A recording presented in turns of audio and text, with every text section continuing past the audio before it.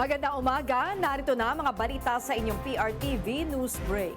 Naghain ng panukala si House Speaker Faustino Bogie D at House Majority Leader Sandro Marcos para mabigyan ng kapangyarihan si Pangulong Ferdinand R. Marcos Jr. na suspindihin o bawasan ng excise tax sa produktong petrolyo.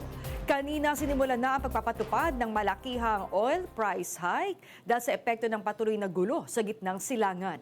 Dahil dito, inihain na ng dalawang lider sa Kamara ang panukalang magbibigay ng kapangyarihan sa Pangulo na tapyasan o suspindihin ang excise tax sa langis. Binigyang diin sa explanatory note na 90% ng produktong petrolyo ng bansa ay galing sa gitnang silangan kung kaya't kaapektado ang bansa sa mga nangyayari doon. Ipinasusuri ni House Majority Leader Sandro Marcos ang telecommuting law at flexible work arrangements. Sa gitna yan ng mataas na presyo ng langis na ipinapatupad simula kanina. Sa detalye, nasa linya ng telepono si Mari Ocampo. Mari. Naghain nga si House Majority Leader Sandro Marcos ng House Resolution number 855 na nag-uutos sa mga komite ng Kamara na suriin ang implementasyon ng telecommuting at iba pang flexible work arrangement sa bansa. Layo ng panukala na matukoy kung paano makatutulong ang from home o remote work setup para nga mabawasan ang gastos ng mga manggagawa sa transportasyon at kuryente.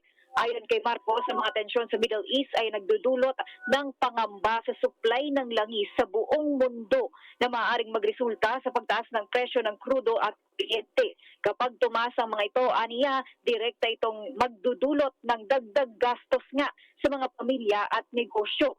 Ilalim ng resolusyon, inatasan ng mga komite sa Labor and Employment at Trade and Industry na magsagawa ng joint inquiry at maghain ng mga rekomendasyon para mapalakas pa ang telecommuting sa public at private sector.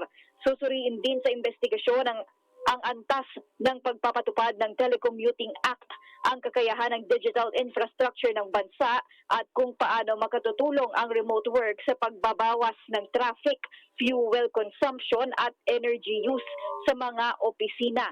Inaasahan nga na iharap ng mga komite ang kanilang mga natuklasan na rekomendasyon kay Speaker Bogie D. III para sa posibleng mga bagong panukalang batas o mga polisiya.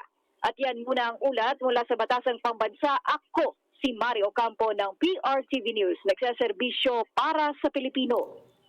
Maraming salamat sa iyo, Mari Ocampo. Sa ibang balita, formal nang idineklara ng Pag-asa na nagtapos na ang La Nina.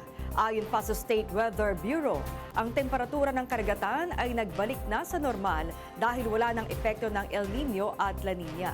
Base sa climate models, ipinakita rito na ang neutral conditions ay posibleng tumagal ng Hunyo hanggang Agosto ng taong ito. At yan ang mga balita nakalap ng inyong PRTV News Break.